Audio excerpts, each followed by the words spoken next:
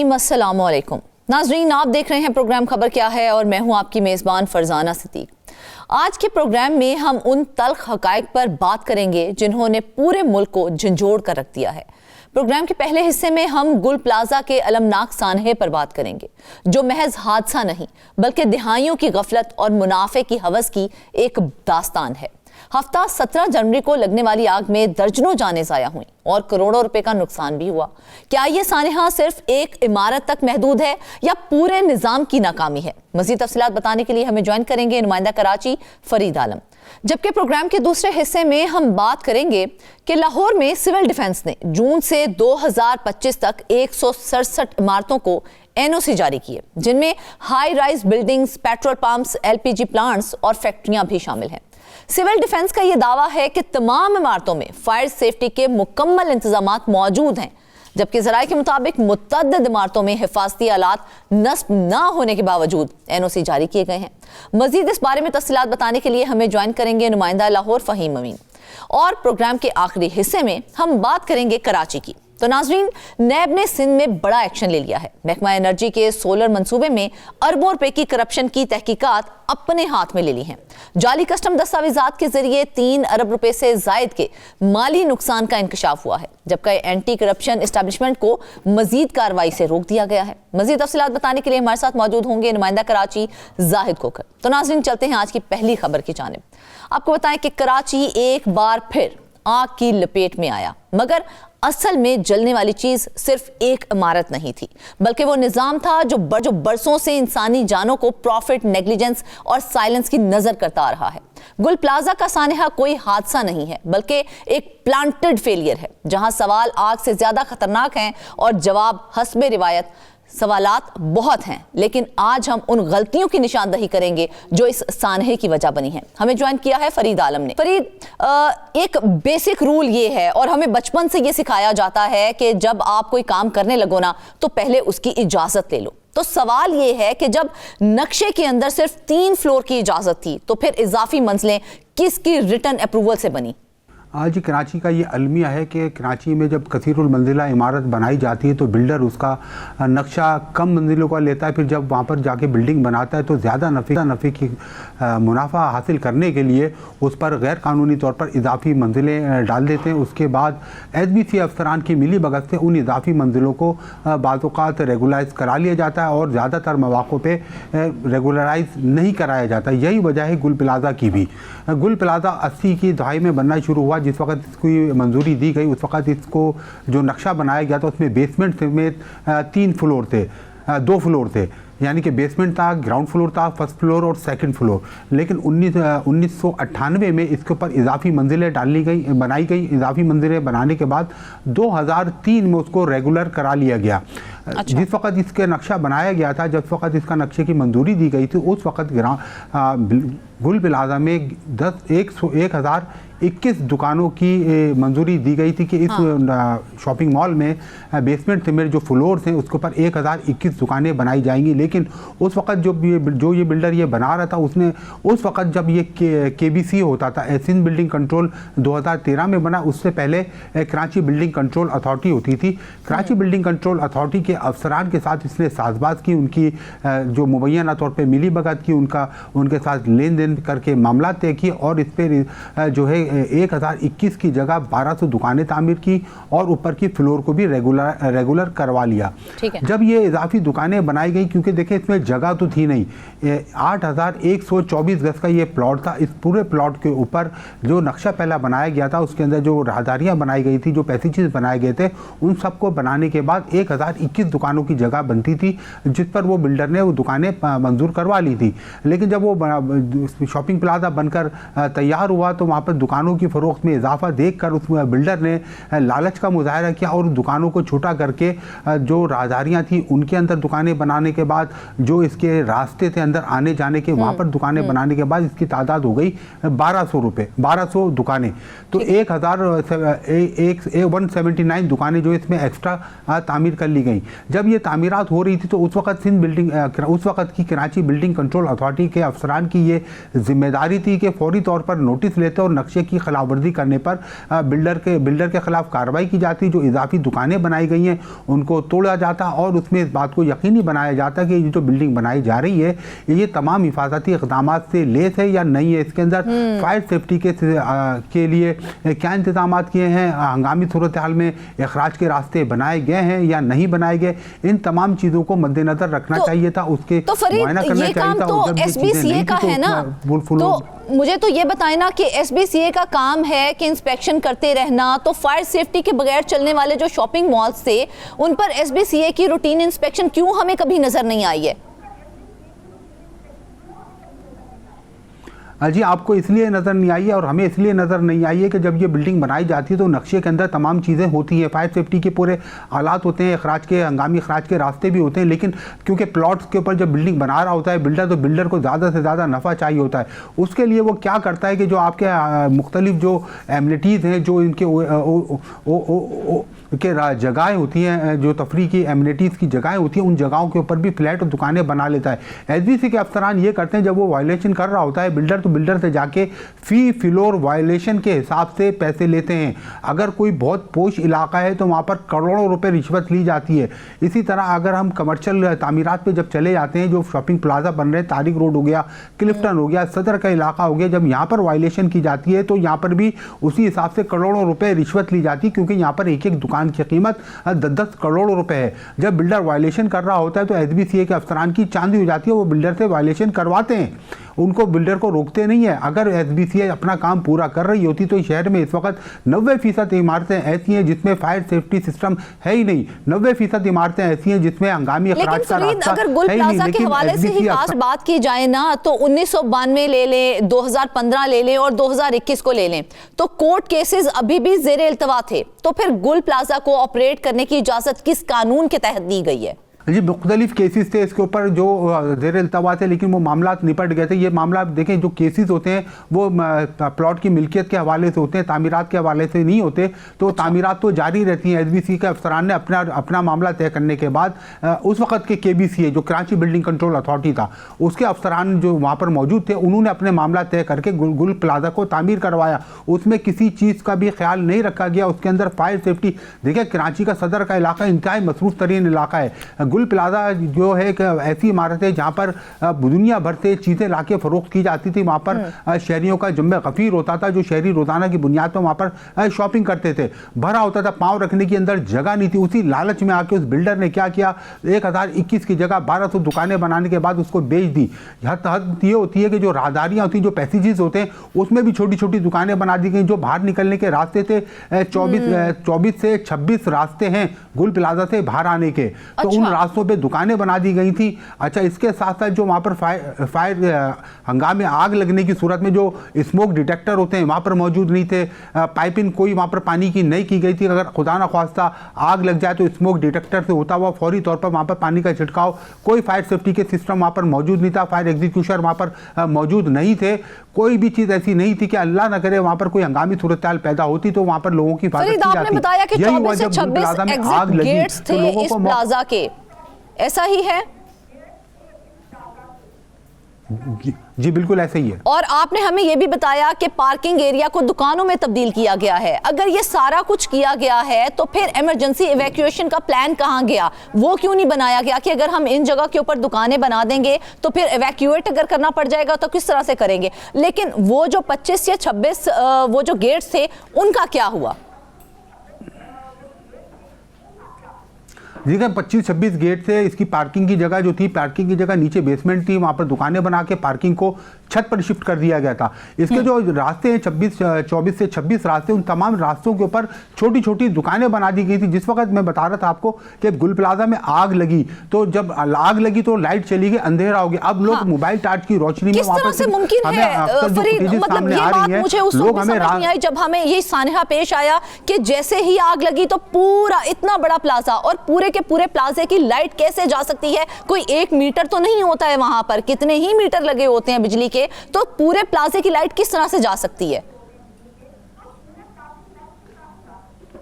जी पुले plaza की light इसलिए इस वजह से गई कि जब वहाँ पर आग लगी तो के इलेक्ट्रिक को फौरी तौर पर आगाह किया गया, तो के इलेक्ट्रिक ने वहाँ पर इलेक्ट्रिक सप्लाई मुनक़ता कर दी थी। इलेक्ट्रिक सप्लाई मुनक़ता होने के बाद पूरी बिल्डिंग में अंधेरा हो गया, लोग मोबाइल टार्च की रोशनी से सिर्फ रास्ते तलाश करते रहे। हालांकि वो लोग वही दुकानदार हैं जो 20 साल से 30 साल से वहाँ पर कारोबार कर रहे थे, 89 से वो लोग वहाँ पर कारोबार कर रहे थे, लेकिन क्योंकि रास्ते बंद कर दिए गए थे, छोटी छोटी दुकानें बना दी गई थी, अंधेरा हो चुका था पूरे इमारत के अंदर। अब वो लोग रास्ते तलाश करने के लिए उन्हीं दुकानों से टकराते रहे, लेकिन उन्हें बाहर निकलने का रास्ता नहीं मिला। अच्छा, दुकानें बनाने के बाद उसके अंदर से एग्जॉस्ट का रास्ता भी तकरीबन खत्म हो गया था, जो उसकी खिड़कियां थी वो भी बंद थी, उस पर शीशे लगे, तो उसके आगे दुकानदारों ने अपना सामान लगा लिया था। जब वो धुआं, इसमें 15 मिनट के अंदर पूरी बिल्डिंग में धुआं भर चुका था और लोग धुएं की वजह से बेहोश होना शुरू हो गए थे। अगर ये इमारत, इस बात का जवाब फरीद कौन देगा, क्योंकि नक्शे के अंदर जिस तरह से आपने हमें बताया 1021 दुकानों की इजाजत थी, मगर 1200 दुकानें बनाई गई। ये एक्स्ट्रा 179 जो दुकानें बनाई गई वो किस अफसर की आंखों के सामने तामीर की गई हैं और किसने इजाजत दी थी इसकी? जी देखें, इसकी इजाजत जो है 179 दुकानें तो गैर कानूनी, इसकी तो इजाजत ही नहीं है थी। उस वक्त के जो केबीसी अफसरा के कराची बिल्डिंग कंट्रोल अथॉरिटी के अफसरान, उस वक्त जब ये कराची बिल्डिंग कंट्रोल अथॉरिटी था, उस वक्त के अफसरान ने मिली भगत की, अपनी जेबें बनी, अपनी जेबें भरने के बाद बिल्डर को मौका दिया कि तू ये आप ये दुकानें बना लें, आपको कुछ नहीं कहा जाएगा। तो बिल्डर ने एसबीसीए केबीसीए को इजाजत नहीं थी, दुकानें बनाई गई और उसके बाद उन्हें रेगुलराइज भी किया गया। तो ये नौबत ही क्यों पेश आई कि मतलब ऐसी क्या मजबूरी थी? 2003 में इजाफी मंजिल को रेगुलराइज करने की नौबत ऐसी क्या थी कि पेश आ गई? ये तो सरासर इलीगल अप्रूवल है, ये किसी को दिखाई नहीं दिया। 2003 में दुकानों को रेगुलराइज नहीं कराया गया। 2003 में जो इन्होंने इजाफी मंजिलें दो ऊपर डाली थी उसको रेगुलर करवा लिया था। साबिक नाज़िम कराची नेमतुल्लाह खान के दौर में स्कीम चली थी कि अपनी जो इजाफी मंजिलों को आप रेगुलराइज करा सकते हैं। तो उसमें बिल्डर ने क्या किया, अपनी जो इजाफी मंजिलें थी उसको रेगुलर करा लिया, लेकिन इजाफी मंजिलें मिलाने के बाद दुकानों की तादाद बनती थी 1021, लेकिन वहाँ पर बनाई गई 1200 दुकानें, यानी कि 179 दुकानें ज़्यादा बनाई गई, जिस पर SBCA की जानिब से मुकम्मल तौर पर खामोशी इख्तियार किए रखी गई, जिसका नतीजा ये निकला जब इस बिल्डिंग में हादसा रूनुमा आग लगी तो लोगों को रास्ते नहीं मिले। रास्ते ना मिलने की वजह यह थी कि रास्ते में दुकानें बना दी गई थी, राहदारियों में दुकानें बना दी गई थी। ये एक गुलबिलाजा नहीं है कराची में। कराची में 90% जो इमारतें बनाई गई हैं, रिहायशी हो या कमर्शियल हो, कसीरुल मंजिला इमारतों में गैर कानूनी इजाफी मंजिलें डालना मामूल बन चुका है। SBCA अफसरान की कमाई का बड़ा हिस्सा होता है ये जो कसीरुल मंजिला इमारतें बनती हैं। यहाँ पर COS की हर बिल्डर खिलाफवर्जी करता है। 20% तक की वायलेशन की तो SBCA का कानून इजाजत देता है, 20% तक की बिल्डर्स को छूट होती है कि वो वायलेशन कर सकता है, लेकिन यहाँ पर तो पूरे फ्लोर डाल लिए गए, लेकिन SBCA की जानिब से कुछ नहीं किया जाता। ये सब कुछ हो चुका है, लेकिन अब ये कहा जा रहा है 3 दिन में तमाम इमारतों में फायर सेफ्टी आलात लगाए जाएं, ये हुक्म दिया गया है। तो क्या प्रैक्टिकली ये पॉसिबल है या ये भी एक वक्ती स्टेटमेंट दी गई है कि भाई इस तरह से सारी प्रिकॉशंस ली जाएं? देखा 3 दिन में तो इतना बड़ा शहर है, इसके अंदर तो कोई भी सर्वे नहीं कर सकता। जब इस प्लाजा में आग लगी तो वज़ीर आला सिंध की जानिब से सख्त बरहमी का इजहार किया गया। DG SBCA को वज़ीर आला तलब किया गया और DG SBCA को उसके ऊपर सख्त नाराज़गी का वज़ीर आला ने इजहार किया और उनको कहा कि फौरी तौर पर शहर में देखें कि कहाँ पर सेफ्टी मेजरमेंट नहीं है, कौन कौन सी इमारतें ऐसी हैं जहाँ पर फायर सेफ्टी के हालात नस्ब नहीं है, तो सर्वे कराया जाए और सर्वे कराने के बाद रिपोर्ट मुरतब करके तमाम लोगों को पाबंद किया जाए कि वो अपनी अपनी बिल्डिंगों के अंदर फायर सेफ्टी गुजर गए हैं इस सानहे को, अभी तक लोग अपने प्यारों को ढूंढ रहे हैं, उनको उनके प्यारों की बाकियात तक नहीं मिल रही हैं। सबसे अहम सवाल ये है कि अगर इस आग में कोई हाई प्रोफाइल पर्सनैलिटी होती तो क्या जिम्मेदारों के नाम आज भी छुपे होते? देखा, जिम्मेदारी तो किसी ना किसी को इसकी लेना पड़ेगी। इसका सबसे बड़ा जो जिम्मेदार है वो तो है सिंध बिल्डिंग कंट्रोल अथॉरिटी, जिसके अफसरान की मुबैना मिली भगत से, उनकी रिश्वतखोरी की वजह से यहाँ पर ख़तरनाक इमारतें कानूनी हो या गैर कानूनी हो तामीर की जा रही है। किसी इमारत में हिफाजती इक़दाम नहीं होते, लेकिन SBCA के अफसरान तमाम जो इमारतें हैं उनको रेगुलर कर देते हैं, उनको तामीरात की इजाज़त दे देते हैं।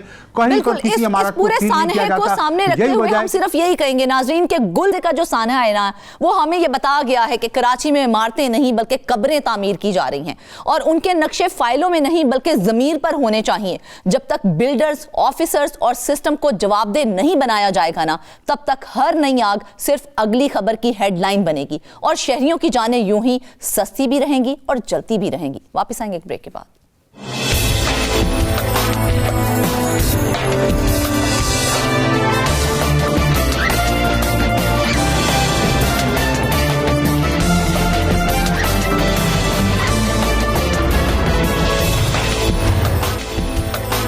वेलकम बैक नाजरीन। अब हम आपको बताएं कि लाहौर में फायर सेफ्टी कागजों में तो मुकम्मल दिखाई देती है, मगर ज़मीनी हकायक कुछ और ही कहानी सुनाते हैं।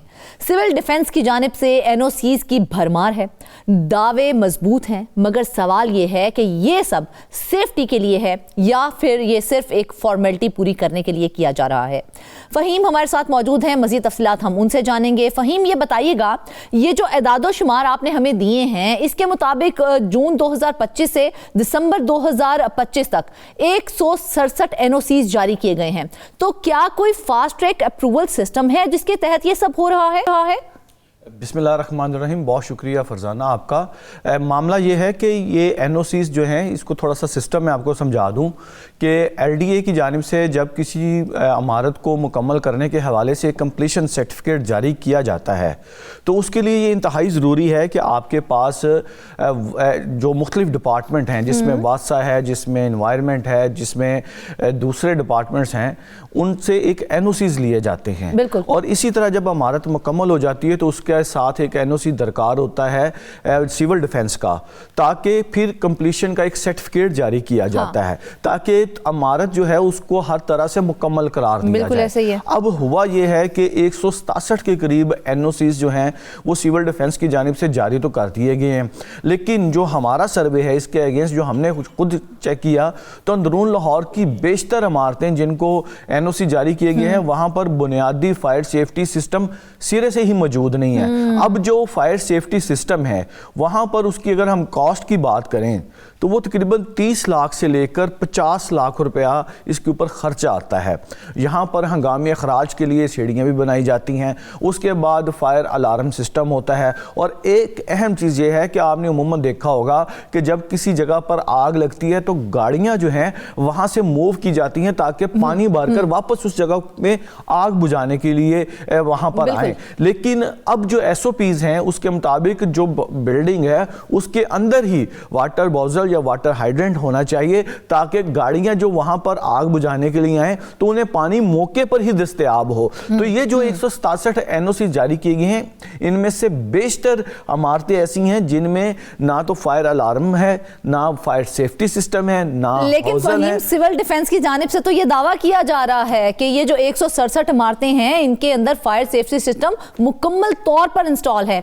और अगर देखा जाए तो ये तो बहुत बड़ा दावा है और वज़ीर आला पंजाब इस वक्त काफी एक्टिव भी हैं, उन्होंने तो इंक्वायरी बिठा देनी है इस हवाले से। अच्छा, मैं आपको एक आदाद शुमार और बताता हूँ। एक ना रिपोर्ट कुछ दिन कबल जो है वो वज़ीर आला पंजाब की जानिब से ना पूरे पंजाब में तैयार करवाई गई कि जो इमारतें जो हैं उनकी इस वक्त फायर सेफ्टी के हवाले से क्या सूरत हाल है। तो लाहौर में सिर्फ 13 आपको मैं बता दूं कि इमारतें जो हैं वो गैर महफूज थी और तकरीबन 682 इमारतें जो हैं उनको ग्रेड डी दिया गया। यानी कि इस वक्त ग्रेड डी मैं बताता हूँ, ग्रेड डी वो है जिसमें ना वाटर बॉजल है या वाटर हाइड्रेंट है, वहाँ पर ना तकनीकी अमला मौजूद है, यानी कि कोई ऐसा स्टाफ का बंदा जो आग बुझाने के लिए तरबियत रखता हो वो मौजूद नहीं है, फायर अलार्म सिस्टम नहीं है।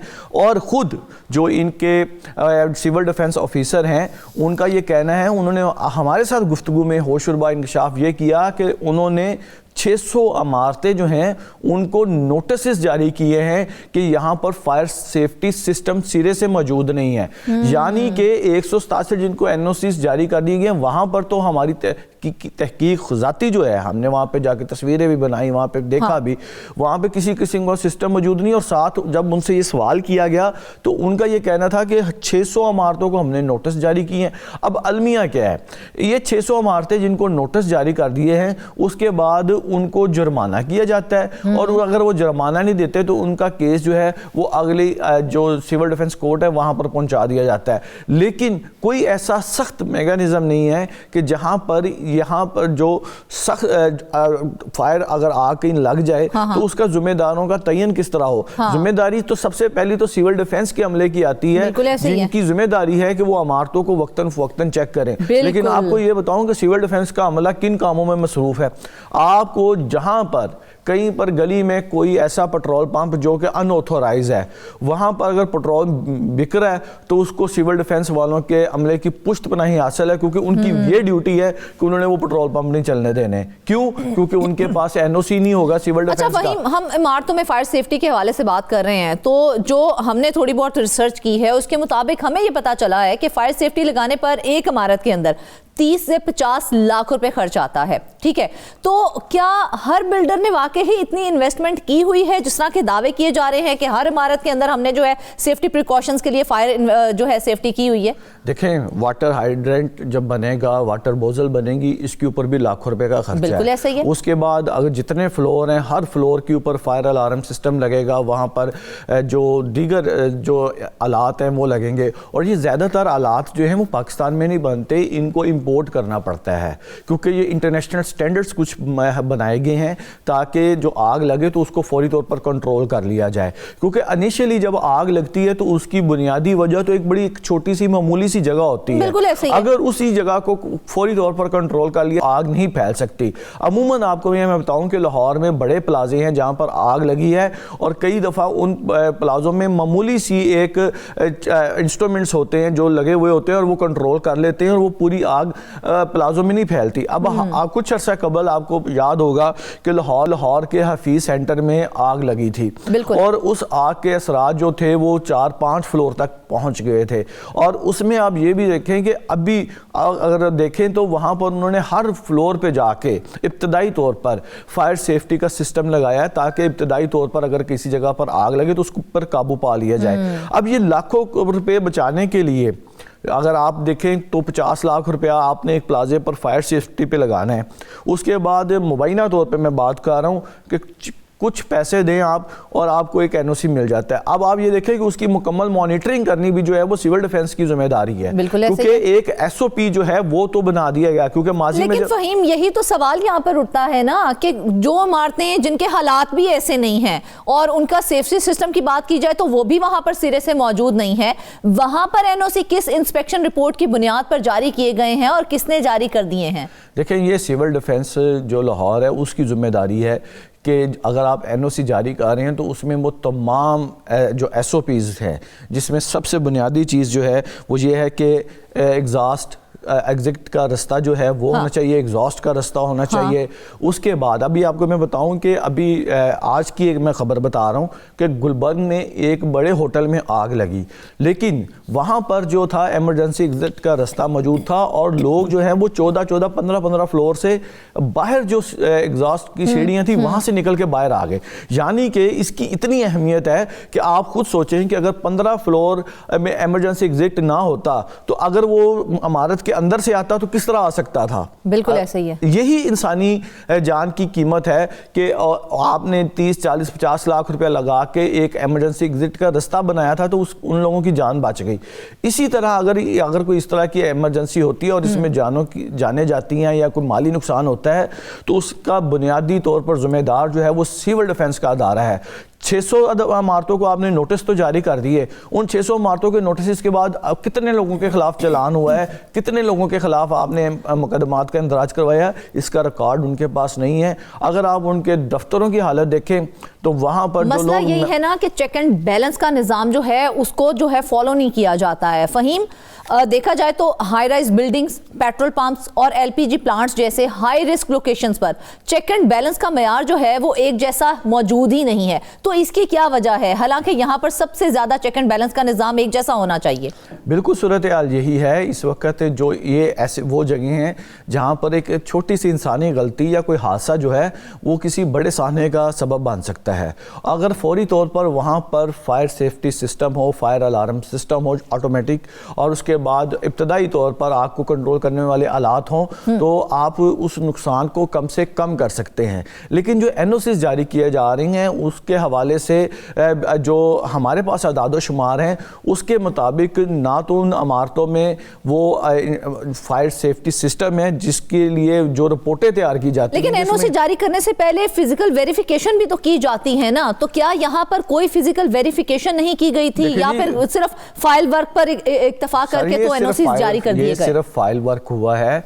167 अगर बिल्डिंग्स के एनओसी जारी हुए हैं तो 167 बिल्डिंग्स का विजिट जरूर हुआ है, वहां पर जाके देखा जरूर गया है, लेकिन वहां पर जाके क्या फायदा ऐसे देखने का कि आपने देख के बस बिला वजह बिल्कुल जी आंखें बंद कर ली गई कोई ना, बेसिक जो वहां पर नेसेसिटीज थी वो तो मौजूद ही नहीं थी, लेकिन फिर भी आपने एनओसी जारी कर दिया। बिल्कुल जी एनओसी जारी हुए हैं और इनमें से बेशतर इमारतें ऐसी हैं जो कि अभी मुकम्मल भी नहीं हुई और उनके एनओसी सिविल डिफेंस ने पहले से जारी कर दी हैं। कहाँ है हमारा कानून, कहाँ है जो इस तरह के एनओसी जारी कर रहे हैं उनको कोई पूछने वाला नहीं है? बिल्कुल जी, अगर उनके ऊपर डिप्टी कमिश्नर लाहौर को बाकायदा इंक्वायरी करनी चाहिए कि जो अभी हाल ही में सर्वे शुरू करवाया गया है पंजाब हुकूमत की जानिब से, एक तो उन इमारतों का जहाँ पर ये फायर सेफ्टी सिस्टम मौजूद नहीं है उनकी निशानदेही होनी चाहिए, और एक उन लोगों का भी ऑडिट होना चाहिए कि जिन इमारतों के एनओसी जारी किए गए हैं क्या आया उन इमारतों में बाकायदा तौर पर ऑटोमेटिक फायर से अलार्म सिस्टम मौजूद है,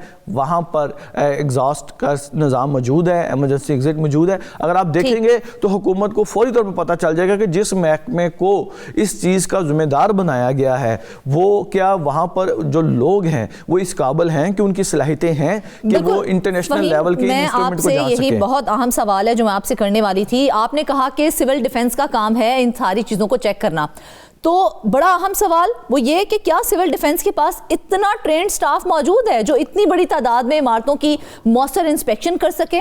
बिल्कुल, ये अहम सवाल है कि जो लोग इस सारे इंस्ट्रूमेंट को कर सकते हैं, चेक कर सकते हैं उसको, इवन कि आप ये देख लें कि सिविल डिफेंस के जो लोग हैं आपको अमूमन जो है वो इतवार बाज़ारों में चेकिंग की ड्यूटी पर नज़र आएंगे। हाँ। आपको किसी जो गलियों में पेट्रोल पंप खुले हुए हैं वहाँ पर नज़र आएंगे, कभी वो प्राइस कंट्रोल करते हुए नज़र आएंगे। जो एक्चुअल जिम्मेदारी है जिसका एनओसी सिविल डिफेंस की जानिब से जारी किया जाता है उसके लिए ट्रेंड उनके पास स्टाफ ही मौजूद नहीं है। एक या दो गाड़ियाँ उनके पास मौजूद हैं, उनके पास सिर्फ लिस्ट मौजूद है कि जी ये चीज़ें लिस्ट टिक मार्क हो जाए।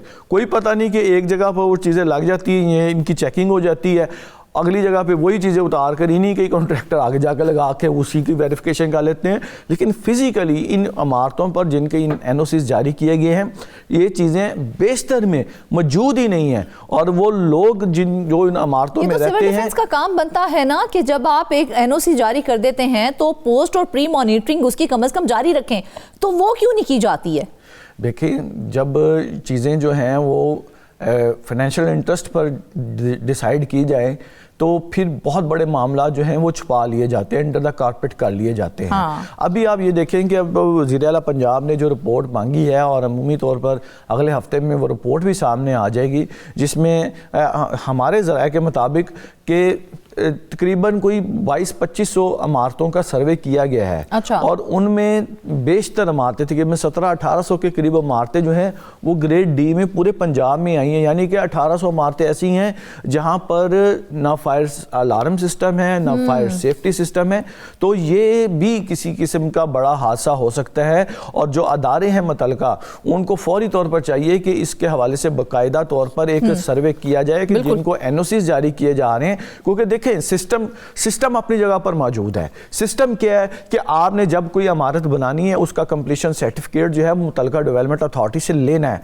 अब मुतलका डेवलपमेंट अथॉरिटी के पास एक एनओसी जब आएगा वो तो मुतलका डिपार्टमेंट की तरफ से आना है, और उस डिपार्टमेंट ने अगर अपना एनओसी दे दिया है तो उन्होंने उसका कंप्लीशन सर्टिफिकेट जारी कर देना है। लेकिन फिजिकली वहां पर कुछ भी नहीं है। आप जौहर टाउन में आप चले जाएं, बेशतर इमारतें ऐसी हैं जिनके एनओसी जारी हुए हुए हैं। गुलबर्ग में बेशतर इमारतें हैं जिनके एनओसी जारी हुए हुए हैं। अंदरून लाहौर की तकरीबन 90% एनओसी जारी धड़ाधड़ किए जा रहे हैं। फहीम, मुझे सिर्फ इतनी बात बताइए कि अगर कल को खुदा ना ख्वास्ता किसी एनओसी याफ्ता इमारत में हादसा पेश आ जाता है तो फिर लायबिलिटी किस पर आएगी? मालिक पर आएगी, एनओसी देने वाले इदारे पर आएगी, या किसी और पे आएगी? जी, उस वक्त कहानी खुलेगी कि ये जब एनओसी दिया गया था उस वक्त किस अफसर ने ये जारी किया था और उस एनओसी को जारी करने के एवज उसने क्या वसूल किया था, तब तो ये कहानी तब खुलेगी। लेकिन अगर आप सिविल डिफेंस के साथ साथ रेस्क्यू 1122 वाले भी जो हैं वो अमूमन जब भी जाते हैं, हादसा होता है, आग बुझाने के लिए चले जाते हैं।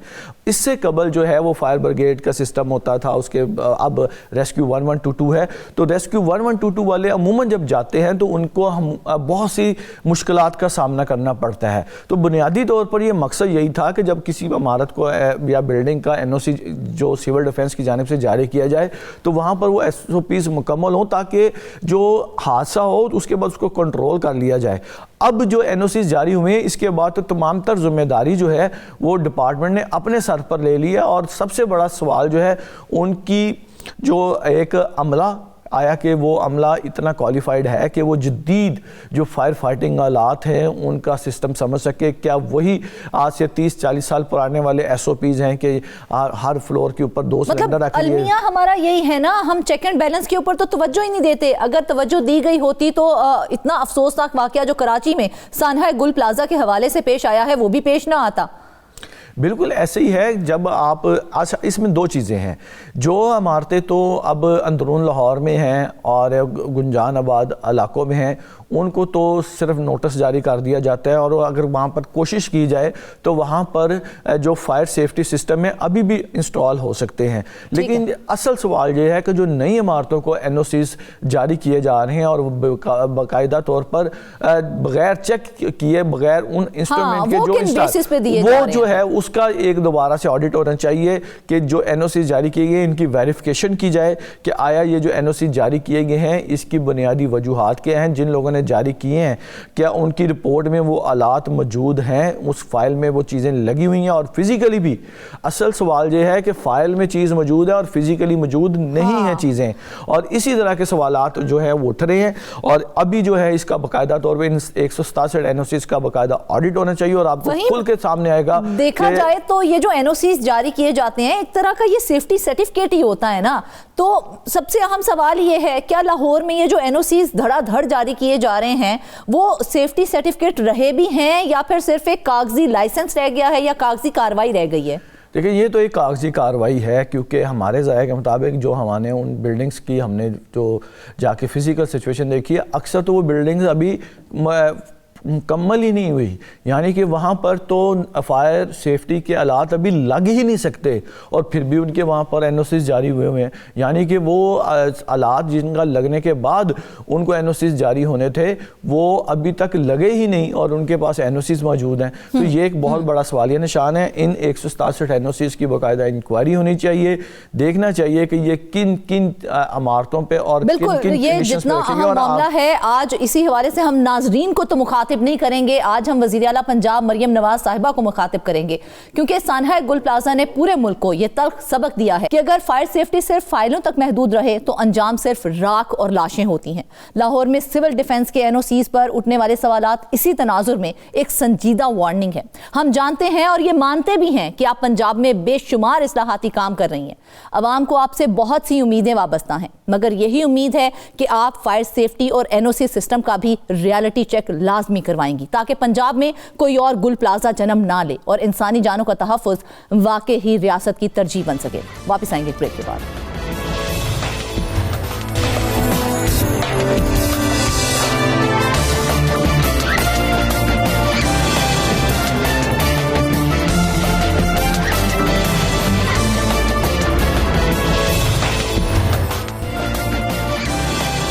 वेलकम बैक नाज़रीन। आपको बताएं कि कराची में तवील खामोशी के बाद नैब सिंध अचानक एक्शन में नजर आ रहा है और मामला भी कोई मामूली नहीं है बल्कि अरबों रुपए के सोलर एनर्जी प्रोजेक्ट का है। فائلوں، جعلی دستاویزات اور مشتبہ ادائیگیوں کی اس کہانی نے ایک بار پھر یہ سوال کھڑا کر دیا ہے کہ کیا یہ صرف کرپشن ہے یا ایک مکمل ویل پلانڈ اسکیم ہے۔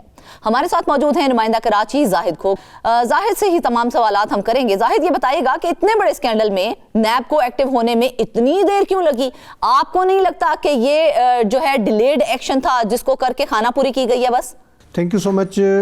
کافی عرصے کے بعد آپ کو پتا ہوگا کہ پارلیمنٹ میں جب قوانین منظور ہوئے تھے اس کے بعد جو اختیارات ہیں وہ نیب سے جو ہے وہ صوبوں کو اور خاص طور پر محکمہ اینٹی کرپشن کو منتقل ہوئے تھے کہ اس میں ایسے کئی جو مقدمات تھے ہزاروں اور سینکڑوں کی تعداد میں جو مختلف عدالتوں کے اندر جو وہ صوبائی عدالتیں ہیں ان کے اندر یہ منتقل ہوئے تھے۔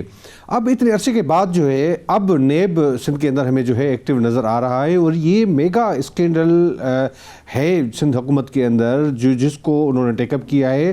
اور دلچسپ بات یہ ہے کہ اس معاملے پر سندھ کی جو ہائیسٹ فورم ہوتا ہے سندھ کابینہ ان کی جانب سے بھی منظوری دی گئی تھی کہ اس معاملے کی تحقیقات محکمہ اینٹی کرپشن کی جانب سے کی جائے گی اور ان کے حوالے یہ تحقیقات کی گئی تھی اور کہا گیا تھا کہ آپ اس معاملے پہ ایکشن لیں۔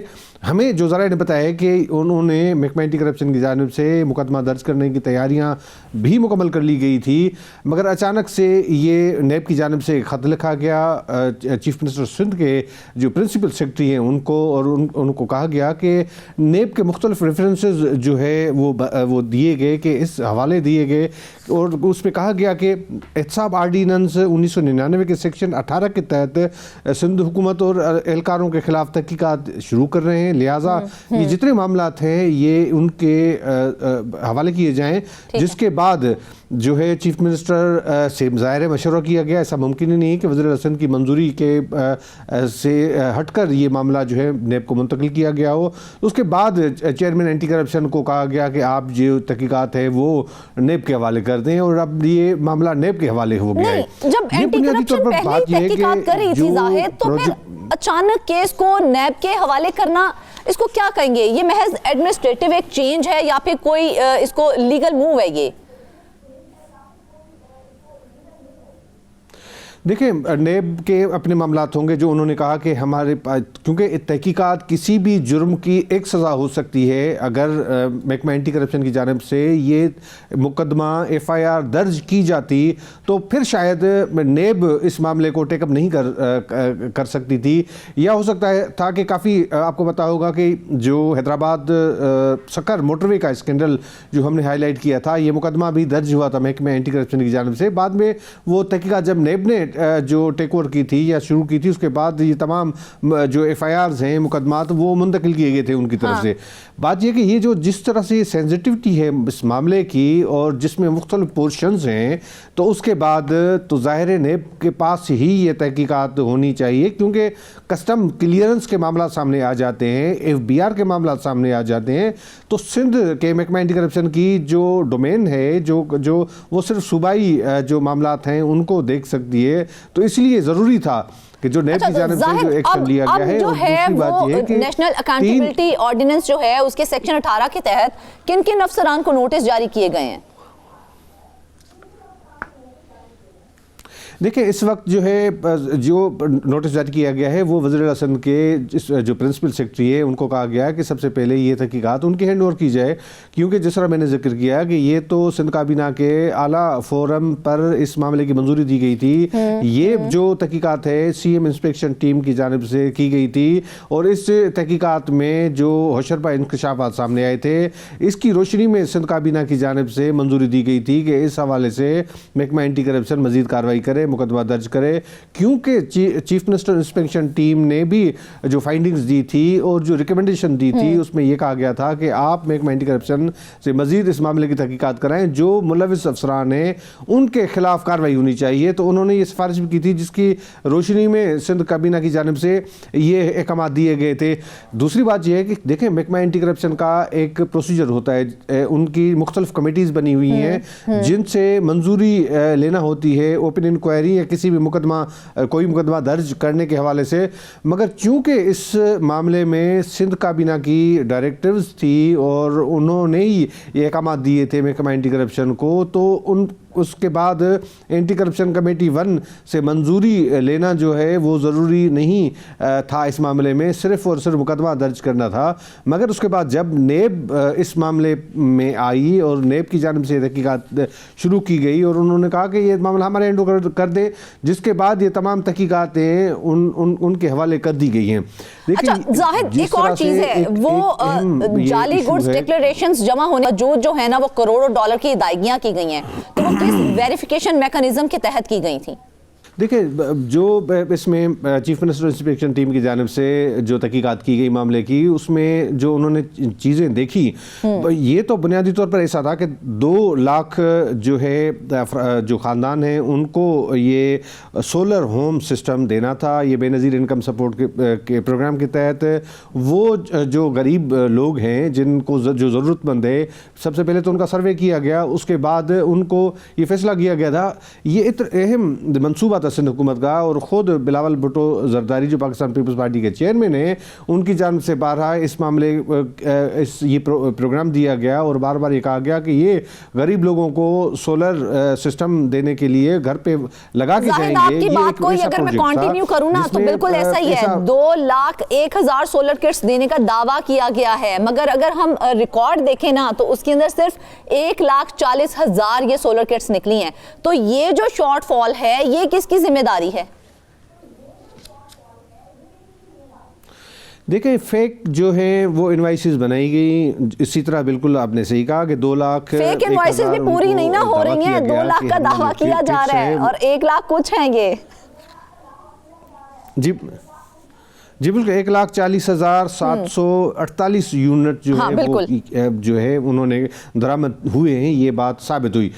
بات یہ کی ہے کہ اس میں کہا گیا ہے کہ یا تو انوائسز جو ہیں وہ فیک ہیں اور وہ جعلی طریقے سے کی گئی، یا تو ایسا ہے کہ دوسری جو یونٹس ہیں جو وہاں پہ منگوانے کی بات کی گئی، یا تو انہوں نے کہا کہ یہاں لوکل کسی سے پرچیز کیے گئے ہیں.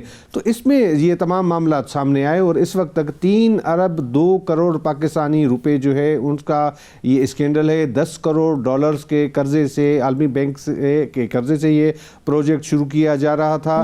اور اس میں جو 2 لاکھ ہوم سولر جو ہے وہ دینے تھے، اس میں وہ فیل ہو گئے. اور جو بین الاقوامی ایک کمپنی ہے جس کے ساتھ معاہدہ کیا گیا، اب اس میں تمام جو چیزیں دی گئی ہیں تحقیقاتی رپورٹ میں، اس میں بھی یہ کہا گیا ہے کہ کون سے، مطلب ایک تو معاہدے پر بھی جو شکوک و شبہات ظاہر کیے گئے ہیں.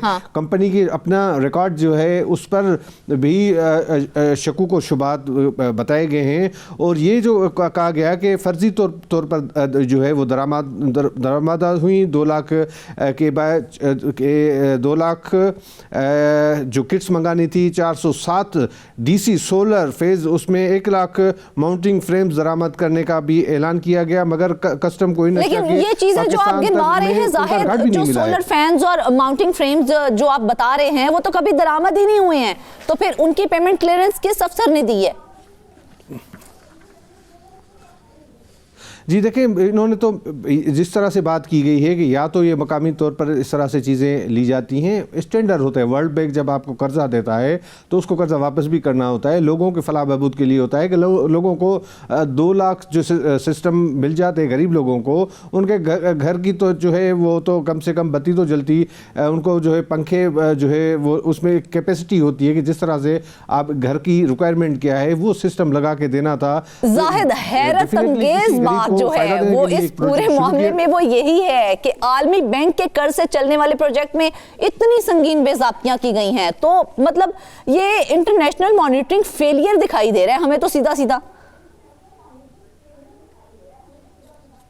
جی بالکل فیلئر ہے. اور جس طرح سے فائنڈنگز دی گئی ہیں چیف منسٹر انسپیکشن ٹیم کی جانب سے، انہوں نے تو سب سے پہلے کہا ہے کہ آپ اینٹی کرپشن اسٹیبلشمنٹ کی طرف یہ مکمل تحقیقات اس معاملے کی کرائیں تاکہ جو پروجیکٹ اس میں نام مینشن کیا گیا ہے، تاکہ پروجیکٹ ڈائریکٹر میاں محفوظ قاضی اور جو یہ بینیفیشری کمپنی ہے اور ان کی جو ملی بھگت ہے اس کا معاملہ سامنے آ سکے اور پروجیکٹ میں ملوث اہلکاروں کے نیٹ ورک اختیارات کا ناجائز استعمال کرنا, ذاتی مفادات کو سرو کرنا, یہ ان معاملات کی تحقیقات کرائی جائے اور تمام معاہدے کی خلاف ورزیوں کے خلاف انتظامی کارروائی کی جائے اور پروجیکٹ کے لیے ایک روڈ میپ بھی تیار کیا جائے تاکہ آئندہ جو اس قسم کے معاملات نہ ہو. اور یہ رپورٹ جب وزیر اعلیٰ سندھ کے سامنے پیش آئی تو انہوں نے یہ معاملہ سندھ کابینہ کے سامنے پیش کیا, اور جس کے بعد سندھ کابینہ میں تمام جو اراکین ہیں ان کی جانب سے بحث بھی کیا گیا, اور یہ کچھ روز قبل ان کی جانب سے منظوری بھی دی گئی کہ اب یہ محکمہ اینٹی کرپشن کی جانب سے جو ہے وہ مقدمہ درج کیا جائے گا. میں آپ کو تھوڑا سا ماضی میں بھی لے کر جاتا ہوں کہ اس طرح ہوا ہے کہ جب نیب سندھ کے اندر ایکٹیو تھا تو اس وقت جو تحقیقاتیں نیب کے پاس ہوتی تھی تو اس وقت یہ ایک کہا جاتا تھا کہ ملی بھگت کر کے محکمہ اینٹی کرپشن کے ذریعے مقدمات درج کروائے گئے, محکمہ اینٹی کرپشن کے حوالے جو معاملات کیے گئے تاکہ ان ملزمان کو پروٹیکشن مل سکے. اگر نیب کے پاس یہ معاملات آتے ہیں تو کم سے کم فیئر جو ہے وہ انویسٹیگیشن بھی ہوتی ہے, انکوائری بھی ہوتی ہے, اور اصل جو ملزمان ہیں ان کو سزا بھی ملتی ہے. مگر جب محکمہ اینٹی کرپشن کے پاس معاملات آتے ہیں, آپ کو پتہ ہے کہ اس وقت بھی محکمہ اینٹی کرپشن صوبائی حکومت کے ماتحت ہے, اور اس وقت بھی محکمہ اینٹی کرپشن کے ہاتھ پاؤں بندھے ہوئے ہیں, اور اس وقت بھی محکمہ اینٹی کرپشن میں بدقسمتی کی بات ہے کہ سسٹم چل رہے ہیں. تو اگر آپ سسٹم چلائیں گے ان مختلف ڈپارٹمنٹ میں تو پھر آپ کیا کارروائی کر سکیں گے؟ سے چل رہے ہیں زاہد, مطلب یہ ہمارا المیہ رہا ہے. جب کوئی سانحہ پیش آ جائے, جب کوئی بے ضابطگی ہو جائے, جب کرپشن ہو جائے, اس کے بعد ہوش آتا ہے او ہو یہ تو معاملہ بگڑ گیا ہے, یہ تو یہ سب کچھ ہو گیا ہے. تو سسٹم کہاں پر ہے؟ پروجیکٹ مینجمنٹ یونٹ کے پیمنٹ سسٹم میں اتنی خامیوں کی نشاندہی ہوئی ہے تو یہ پہلے کیوں نہیں ہوئی؟ دیکھیں سسٹم کے اندر خامیاں, یہ جو معاملہ ہے, جب آپ کو پتہ ہے کہ سندھ حکومت کے کئی ایسے محکمے ہیں جو اسی طرح سے سسٹم میں چلتے ہیں, اور دوسری میں آپ کو بات بتاؤں کہ محکمہ انرجی میں بھی ایک سسٹم رائج ہے. آپ محکمہ انرجی کے جو ہے وزیر کوئی اور ہوں گے, سیکٹری کوئی اور ہوں گے, مگر سسٹم چلانے والے کوئی اور ہیں. تو اسی طرح سے آپ محکمہ ریونیو میں دیکھیں کہ جو ہمیں بظاہر نظر آتے ہیں چہرے کہ یہ جو ہے وہ وزیر ہیں یا انتظامی عہدوں پر بیٹھے ہوئے ہیں, مگر وہ معاملات چلانے والے کوئی اور ہوتے ہیں. تو اسی طرح سے جب محکمہ اینٹی کرپشن کی ہم بات کریں کہ ہم سامنے چہرے دیکھتے ہیں, اور آپ کو میں یہ بھی بات بتاؤں کہ چیئرمین جو اینٹی کرپشن ہے سید ذوالفقار علی شاہ صاحب ہو یا ڈائریکٹر جنرل ہو, حقیقت یہ ہے کہ چیئرمین صاحب کی جانب سے جو ریفارمز لائے گئے, آپ کو یاد ہوگا ہم نے پروگرام بھی کیا تھا کہ والنٹیئر ریٹرن کے معاملات بھی محکمہ اینٹی کرپشن میں رولز میں امینڈمنٹ کرائی جا رہی تھی کہ یہ ہو سکے تاکہ جو لوٹی ہوئی رقم کے واپسی کے جو کوئی آپشن نہیں تھا محکمہ اینٹی کرپشن کے پاس تو وہ ان کے پاس ایک سادہ سا سوال ہے, جس طرح سے یہ معاملہ اینٹی کرپشن سے اٹھا کے نیب کو دے دیا گیا ہے تو کیا واقعی ہی یہ معاملہ جو ہے کوئی مثال قائم کرے گا؟ جی بالکل, یہ جو میں یہ سمجھتا ہوں کہ نیب کی جانب سے جو تحقیقات کی جائے گی اور جو اس وقت ہمیں جو فگر ملی ہے کوئی 3 ارب اور کچھ کی, تو اس میں یہ جو کرپشن ہے اس میں اضافہ بھی سامنے ضرور آئے گا, کیونکہ جو تحقیقات کرتے ہیں سندھ حکومت کے ادارے ان پر بھی ایک پریشر ہوتا ہے, ان کے بھی الگ معاملات ہوتے ہیں, مگر جب یہ نیب معاملے کی تحقیقات کرے گی تو پھر میں سمجھتا ہوں کہ اس معاملے میں جو ہے اصل جس طرح سے جو پس پردہ بیٹھ کے لوگ جو ہیں وہ سسٹم جو چلاتے ہیں وہ ان کی انوالومنٹ بھی ضرور سامنے آئے گی. کہ ایک تو یہ ہے کہ جو اس معاملے میں کرپشن ہوئی ہے, کرپشن کا پیسہ کہاں گیا؟ بالکل, مدعا ہم اسی لیے اٹھاتے ہیں تاکہ اس کا کوئی نہ کوئی حل نکل سکے. ناظرین, سولر انرجی کا یہ اسکینڈل محض مالی بے ضابطگی نہیں ہے بلکہ عوام کے اعتماد پر ایک بڑا سوالیہ نشان ہے. نیب کا ایکٹیو ہونا یقیناً ایک مثبت پیش رفت ہے, مگر اصل امتحان انویسٹیگیشن سے کنوکشن تک کا سفر ہے. اگر اس بار بھی ذمہ دار بچ نکلے نا تو یہ صرف 3 ارب روپے کا نقصان نہیں ہوگا بلکہ احتساب کے پورے سسٹم کی کریڈیبلٹی پر داؤ لگ جائے گا. ناظرین, اس کے ساتھ ہی آج کے پروگرام سے بس اتنا ہی. ڈھیر ساری دعاؤں میں یاد رکھیے گا. اجازت دیجیے, اللہ حافظ.